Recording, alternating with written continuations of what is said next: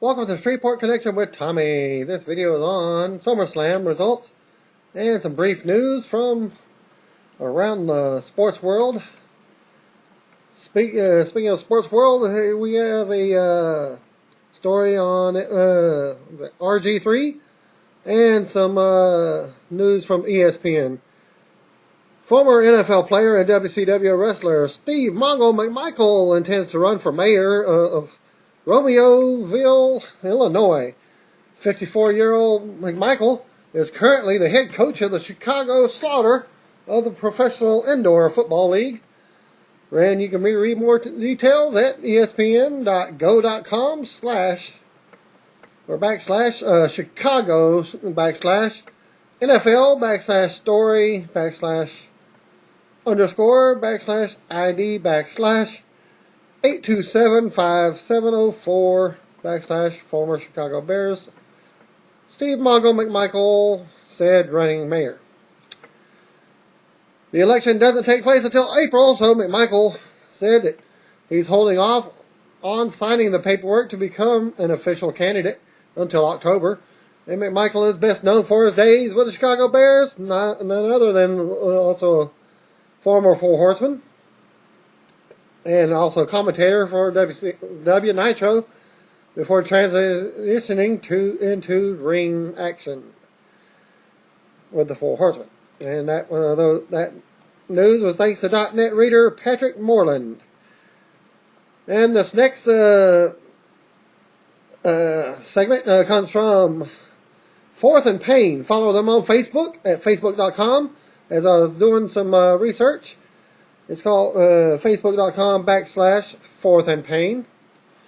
And by Twitter, I'm not following them on Twitter. I just happen to see it on Facebook.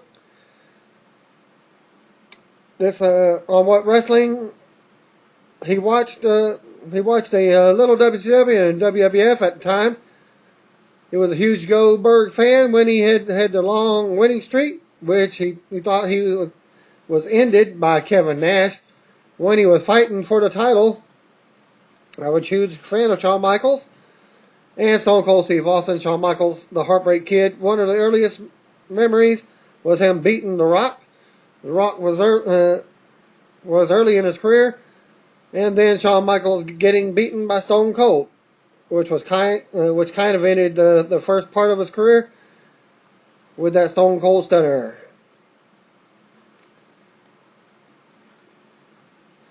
Any comments on why WCW more than WWE? He seemed like it was a little more exciting at the time. WCW was. You had NWO with Kevin Nash, Goldberg, then Sting in there, and Ric Flair, Hogan, and still hanging around a little bit in WCW at the time. It was pretty exciting, but they were on separate nights, so didn't get to get my dosage of both. But I definitely lean toward WCW, according to the reporter. Comments of all-time wrestler. It's definitely Goldberg with Shawn Michaels a close second. Just saying that because the character is also like that. Is also a Goldberg fan. No, I'm not. The Spear, the Jackhammer. Those are two moves nobody can replicate the way that he did them. And he comments on which Redskins players could make it with other than Carricker. I think Ryan Kerrigan could probably make it to the WWE. Maybe London Fletcher. It definitely takes a hard-nosed guy that's pretty strong. But if you're looking for a big guy, I think Chris Baker could be a Rikishi type guy. What gimmick he would have if he were a wrestler? I have no idea what my name would be. I definitely wouldn't be wearing tidy whities or any of the tight clothes that some of those guys wear. I think it would be a high flyer. I always like watching the high flying guys, the Rey Mysterios, the Jeff Hardys, and all those guys jumping off ladders, putting them through the tables and things like that. So I definitely have to be that guy, even those guys don't last for a long time. just because they're constantly putting their bodies through a lot of pain. Well, pro football does a lot more than that. And any comments on favorite matches? This is all by RG. That's if you're not familiar with rg3. That's forgot his name, Reggie Griffin the third. I know it's Griffin the third, but I forgot in the middle of the Robert Griffin the third, I believe. Comment on back to make sure I got it right. Okay, he said the favorite matches were, unfortunately, my two favorite matches were probably the matches that the guys I wanted to win didn't win, like Shawn Michaels versus Stone Cold, where Shawn Michaels lost. The Goldberg, when he was going for the title against Kevin Nash, and Kevin Nash put him in the jackknife powerbomb and pretty much ended his winning streak, even though Goldberg came back later and won the title. Those were probably my favorite two matches, just because of the build-up and the stories behind them. Nash didn't win fairly, of course. He did cheat. That's the only way you can beat Goldberg, though. And any comments on who would beat Undertaker's streak at WrestleMania? I don't know if any of the wrestlers could. Now, but one wrestler in mind that's dipping back and forth between wrestling and movies is The Rock. I think people would really enjoy seeing this match. The Rock versus Undertaker. Just two powerhouses going at it to battle, see who could end the streak. And happy birthday goes out to Lillian Garcia, celebrating her 45th anniversary, birthday anniversary today. She was born August the 9th, actually it was yesterday. No, it's today. Well, by the time I'm doing the video, yep, August 19th, so it's been yesterday, 1967. So she's a year and like 3 months older than I am. I was born October 1st, 1968, for those who care. If you don't care, it doesn't matter who cares or not. Obviously, Lillian will be celebrating her birthday, working the SummerSlam pay-per-view, or did work the SummerSlam pay-per-view. Before you feel too bad for her working on her birthday, keep in mind that she had a weekend in Los Angeles to celebrate. Not a bad trade-off. Super Lucha's website is reporting that WWE has signed former TNA wrestler Alex Shelley, aka real name Patrick Martin, and you can read their report at superluchas.net. And that news is thanks to .net member Chris GST. If the report is accurate, which I have verified that is not accurate, some sources from WWE says it's not true, but if it is, it's interesting. There's a twist that, given WWE was said to be shying away from signing TNA talent as a result of the ongoing legal dispute, if Shelley signed recently, it would seem to open the door to WWE signing rumored free agents such as Matt Morgan, Velvet Sky, and also her Beautiful People tag team partner, Angelina Love. Assuming that she hasn't already signed with TNA, which I doubt it, and etc. Ric Flair would still be a surprise, if only because a WWE lawyer indicated in a court hearing that the company has no intention of signing Flair. It doesn't mean that they won't sign him once his dispute is settled, but I'd be very surprised if they signed him while it's still in play. Sources at WWE again say not true. WWE announced the release of the new Apple iOS and Android apps on Friday, and you can view the announcement at WWE/mobile. Let's see, WWE.com/mobile/download the WWE app -260-44638, or just go to WWE and look for it.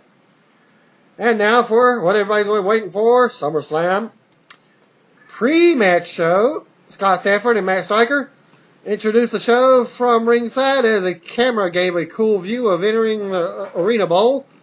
The announcers pimped the pay-per-view and teased that the U.S. title match was coming up. Stanford and Striker ran through the pay-per-view card. A video recap of the CM Punk versus John Cena versus Big Show set up. Backstage, Josh Matthews interviews Big Show, who said he's going to crush Cena and Punk to become the champion. And the only free show match lasted about 5 minutes, 5 seconds.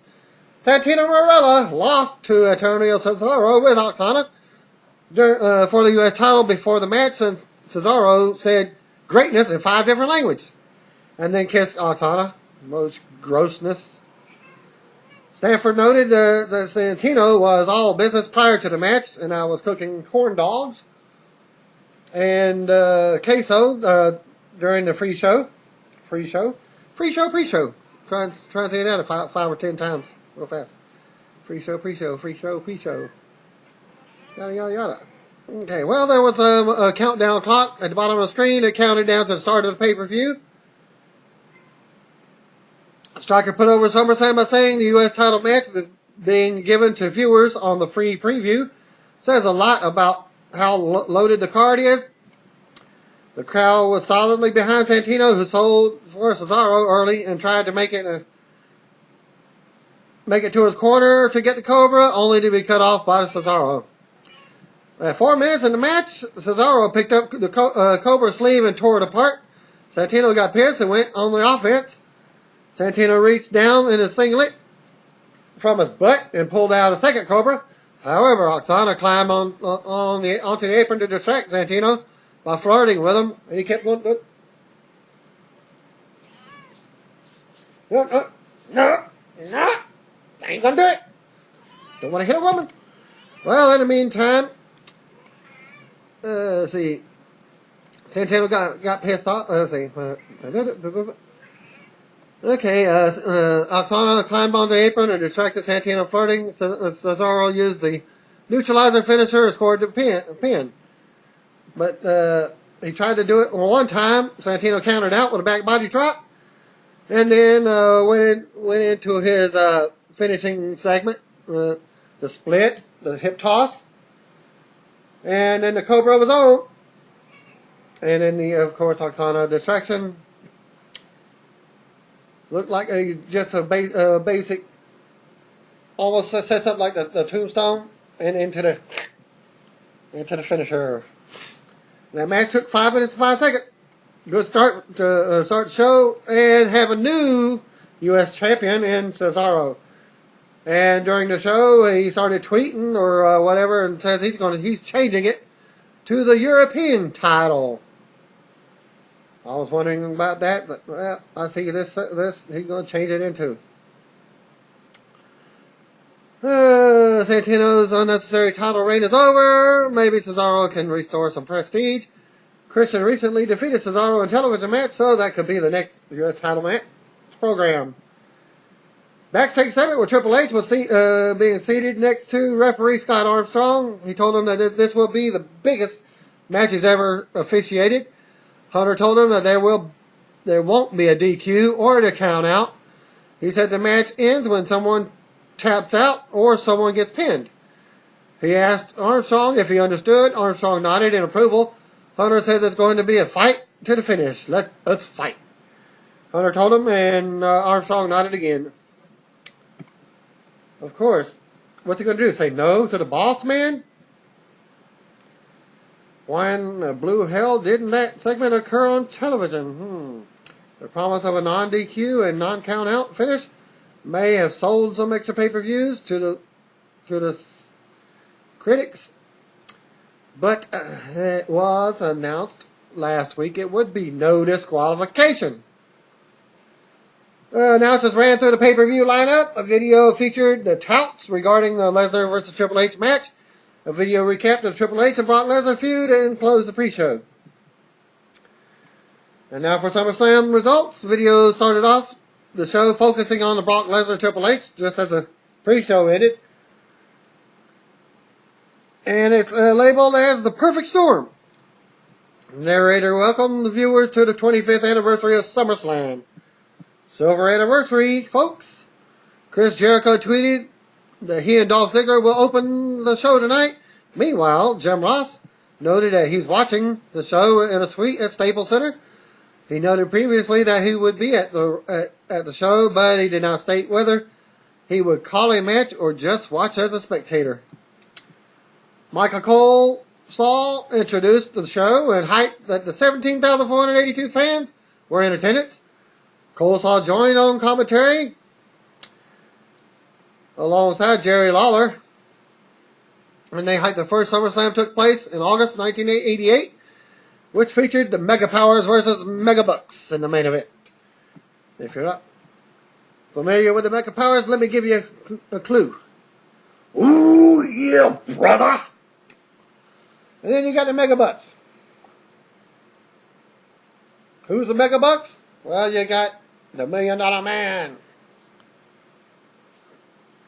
And I forgot who is, I think it was Andre the Giant.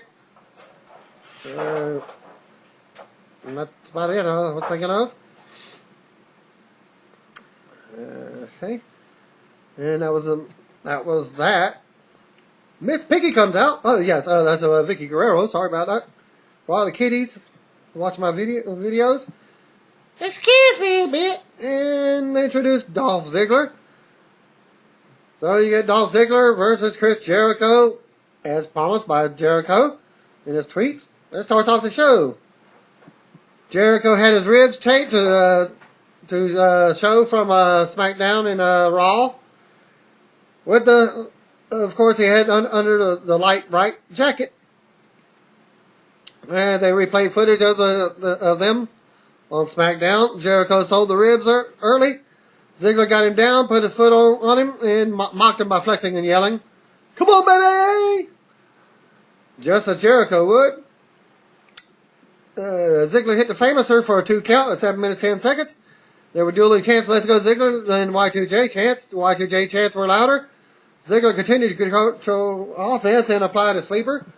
Jericho came back with a top rope hurricanrana. Ziggler returned fire with a big DDT at 10 minutes 15 seconds. There was a good false finish at 12 minutes 40 seconds when Vicky's interference led to Ziggler's catching Jericho with an inside cradle. However, Jericho came right back and locked Ziggler in the Lion Tamer and got the submission pin. At the 13-minute mark, the announcers referred to it as the Walls of Jericho, but longtime Jericho fans had to appreciate the Lion Tamer. My guess is that Ziggler cashes in successfully later on tonight. Well, he never did. And then defend the strap against Jericho on Monday. Not going to happen. Because tomorrow night's Raw will be Jericho's last Raw for like 3 or 4 months until his return at, my guess, the pay-per-view, the Royal Rumble in January.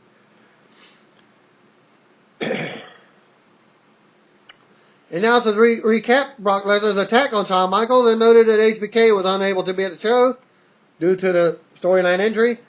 They flashed a tweet from Michaels saying that he knows Hunter's pre-match ritual and will have no problem getting psyched up for the match. Backstage segment with Brock Lesnar and Paul Heyman were interviewed.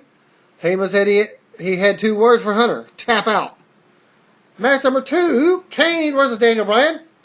After a decent start, Bryan went to the top rope at 7 minutes 10 seconds. Bryan went for the top rope Chad Johnson move, but Kane reached up and grabbed him by the throat. And on the way down, Kane stood up and chokeslammed him. He set up for the tombstone, only to have Bryan slip out and catch him in a small package for the win. That match lasted a boring 8 minutes. And the whole match, I was saying, "Borgasm!" Okay. After the match, Bryan ran backstage. Kane was alright. Our internet feed was going in and out between the bad site and our internet itself going out with our great Comcast service that we're getting. If I could videotape it and show it, well, I would do it. But I'd get copyright infringed and be banned. So I'm not going to do that. Well, after the match, Bryan ran backstage. Kane was irate and went backstage and threw a hissy fit. Josh the Stalker Matthews popped out of nowhere and tried to interview Kane, who grabbed him by the throat and asked where Bryan went. Matthews said he left. Kane threw him aside and continued with his hissy fit. A commercial warning. People that cops arrest drunk drivers. Yes, commercials during pay-per-views. What the hell? Or should I say it like a hurricane? What's up with that? Really? Well, I'll be damn seriously. If I'm going to pay for a pay-per-view, I sure don't want no damn commercials that I'm paying for. They're spending money advertising this during a pay-per-view. I thought pay-per-views are supposed to have no commercials. That's the object of pay-per-view. Pay for viewing, not viewing commercials. Well, match number 3, Miz versus Rey Mysterio for the Intercontinental title. Mysterio wore a black outfit and mask. Lawler said that the mask was a tribute to the new Batman movie. And that's what we were saying, me and my two buddies, Robert and Andre. And thanks for watching it with me. Miz had the inflatable awesome bubble on the stage, and Lawler noted that Coleslaw is Miz's biggest fan. I enjoyed it, Miz. Coleslaw responded. Seems like Coleslaw is having sex with him again. Toning it down. Okay, we got the Borgasms from the Coleslaw Peanut Gallery. The Miz got the better of the offense during the first 5 minutes and then played to the crowd for heat. Mysterio made a brief comeback, but Miz caught him and performed a cool slingshot powerbomb. Cole said Miz came back from filming his movie with a new repertoire of moves. Mysterio come back with a 619. He went for the springboard splash, but Miz moved. Miz went for a go-behind move, but Mysterio rolled him up for a really good near-close fall. Miz ended up hitting the skull-crushing finale and scored a clean pin. There was a cool spot in the match where Mysterio countered the skull-crushing finale and gave him one of his own. Miz held his jaw in pain and looked dazed, or was just selling after the match. And that match took 9 minutes 15 seconds. About what you would expect from these two, especially a Miz match, mid-card title match. The crowd reaction was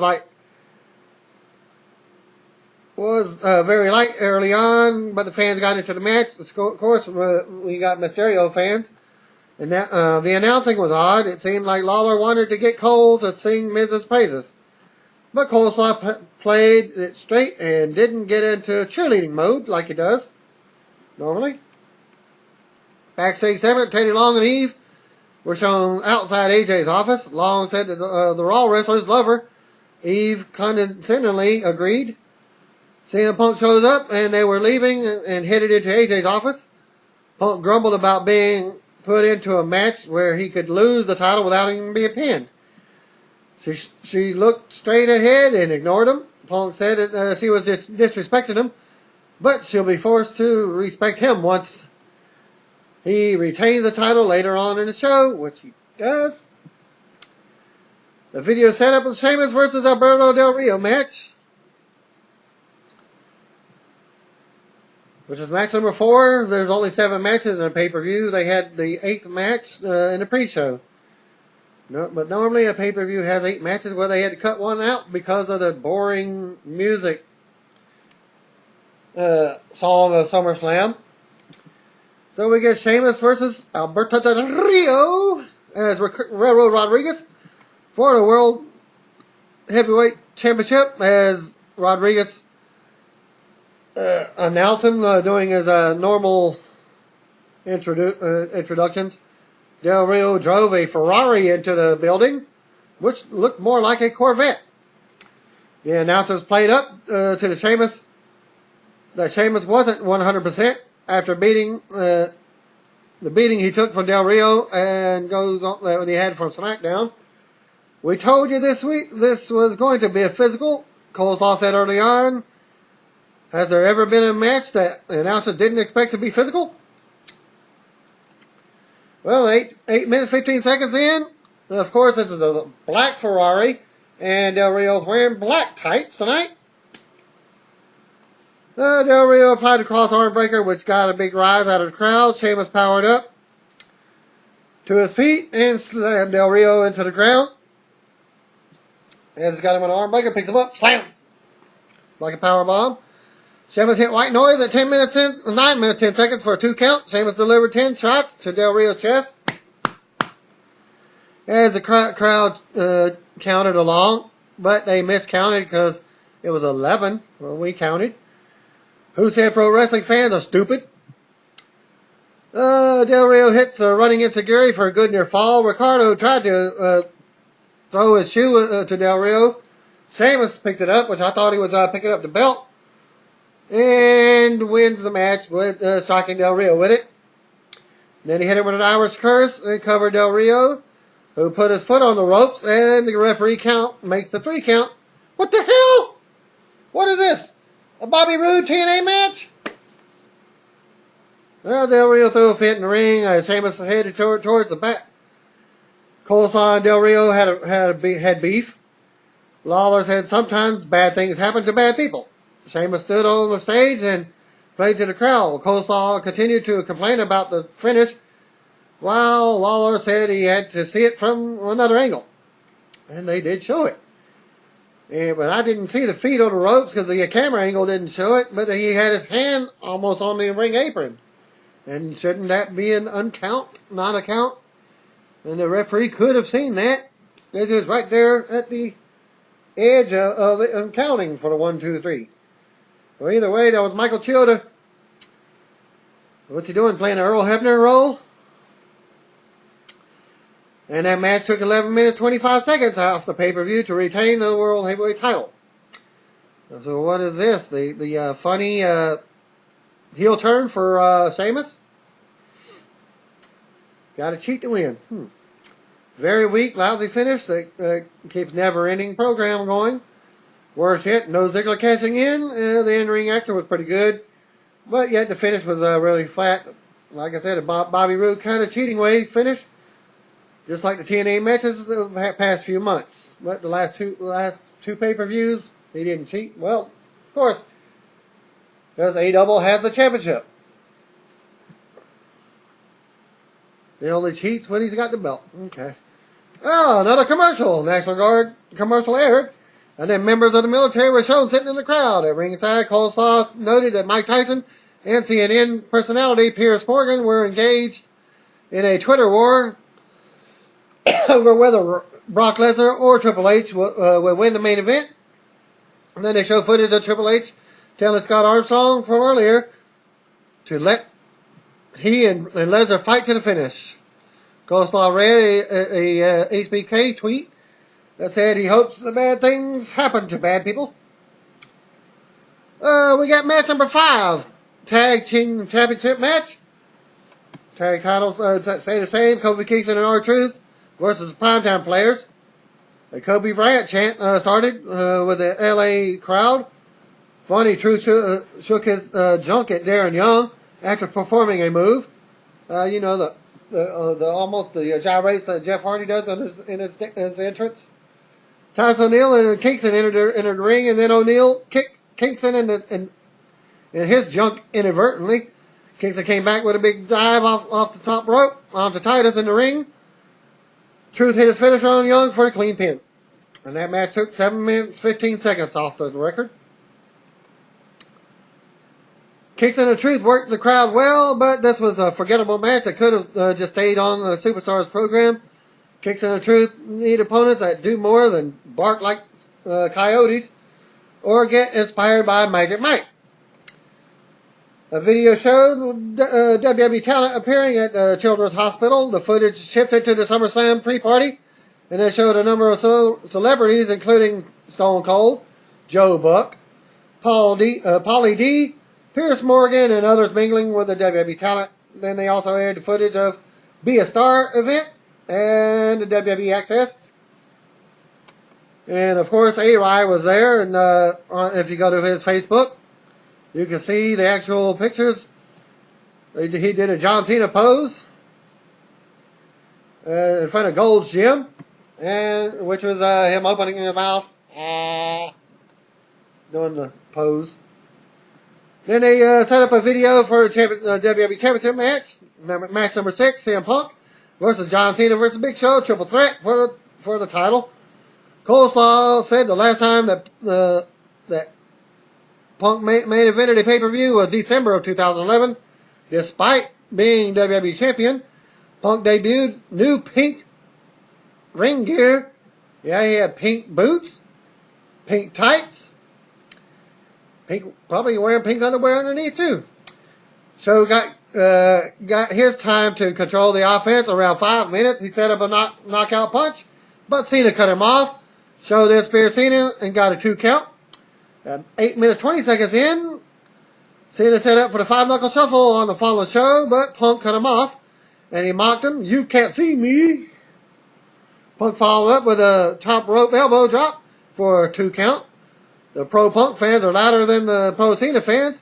Meanwhile, there is no pro show crowd unless his family is in the building, and even they might be cheering for one or the other too. Cena applied the SEF around 10 minutes, but Show stood up to break his way out of it. Punk came back with a high knee on Show a short time later, and then Show threw him off and went for the Bulldog. Cena performed a top rope leg drop on Show. Punk applied a submission hold on Show, and then Cena also applied the STF simultaneously. Show taps out 11 minutes 50 seconds. But let's see.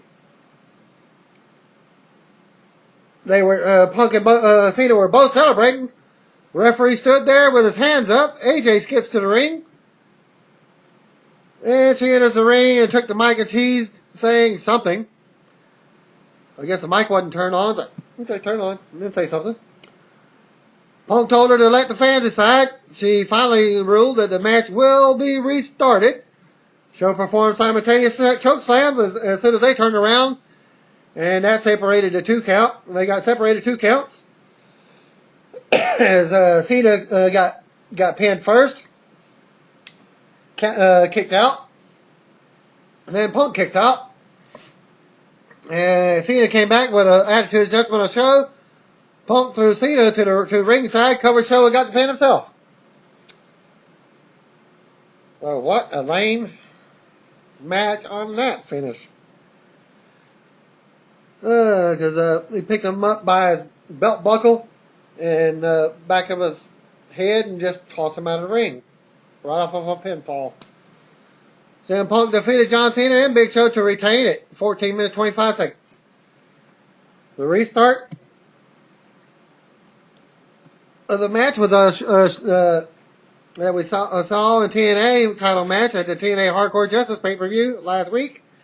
AJ's pause was a tease routine, didn't really work, as the live crowd didn't seem to be on the edge of their seats, awaiting the predictable ruling. I suppose the nice thing about AJ as a general manager for WWE is creative is that she portrays a crazy, so weird decisions, such as restarting this match without excluding Big Show, are covered. Overall, not a match anyone will be talking about a week from now. Much like the entire show so far. Celebrities were then showed again in the crowd, and they showed Rick Rubin and David Arquette with a World Heavyweight Title Championship match.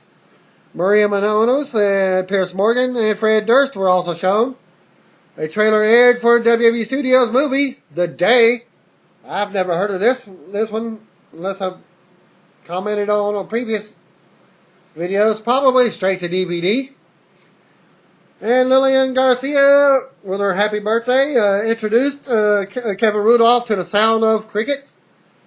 Because it was, the music of crickets would be better than what they were singing. Rudolph performed on the stage while the cameras focused on anyone who danced on the show. Showed any level of enthusiasm, including Lillian or the dorky Justin Roberts. Even Coleslaw was actually dancing. What the heck? Divas came out and danced on the stage. Michael Cole stood up and danced like a jackass. And the Spanish announcers were also shown hamming it up. And the divas were actually wearing evening gowns. So go take that. It's SummerSlam. Aren't they supposed to be wearing bikinis? Well, I guess they're trying to keep it PG. Mark it down. The divas appeared on stage. Yet no one pinned Beth Phoenix. Of course, we didn't actually see her on the stage. So that probably explains why. Here's hoping that this concludes the WWE infatuation with Kevin Rudolph. Screw the show. Lesnar and Hunter better be one hell of a match to save the show. For those bitching about the musical performance, remember, the next time they give us a random Divas match or an unadvertised Ryback squash on the pay-per-view. At ringside, dorky-ass Michael Cole again said that there was a tornado warning. Brock Lesnar's music hit, considered as a Brock Lesnar's tornado warning, considering as the F5. And that set up the video package that sets up the main event. Brock Lesnar and Paul Heyman make their entrance. Lawler said that Lesnar didn't seem to have the same intensity that he used to being seen from. Lesnar wore the MMA gloves and MMA shorts. Triple H's music hits and a big pop from the live crowd. Coleslaw continued to read the tweets from Shawn Michaels regarding the main event. The arena lights were turned off. For the formal in-ring introduction, Justin Roberts handled the in-ring introduction for the main event. What? They're not letting Lillian and Garcia do two? I guess she gets paid like Michael Buffer. $2,000 every time he says, let's get ready to rumble! Well, we didn't get none of this. Of course, they handled in-ring introductions while the spotlights focus on the in-ring. MMA style intro with spotlights after they all were in the ring with the formal introductions. It's almost like a boxing match as well. So we get Brock Lesnar with Paul Heyman versus Triple H with nobody. Well, except for little Jimmy, he may have been there and tripped up Triple H to get him to tap out. Brock went right after Hunter's arm real early in the match and went for the Kimura lock. Hunter fought out of it and knocked Lesnar to the ringside. Heyman flashed a look of concern at ringside as he falls to his knees. Brock stormed back to the ring and went after Hunter, who came back with a high knee. Lesnar controlled the next couple of minutes of offense and continued to target the arm of Triple H. Brock wrenched down on the left arm and then threw Hunter into the corner. Brock hoisted up Hunter onto his shoulders with ease, but Hunter slipped out as he was trying to go for the F5. Brock ended up dropping him with a German suplex. Brock bled a bit from the nose and smiled as he surveyed what he had done to Hunter. Triple H came back with a couple of punches and a DDT. The crowd, which had been quiet during the Lesnar offense, the flurry remained mostly flat for Hunter's offense.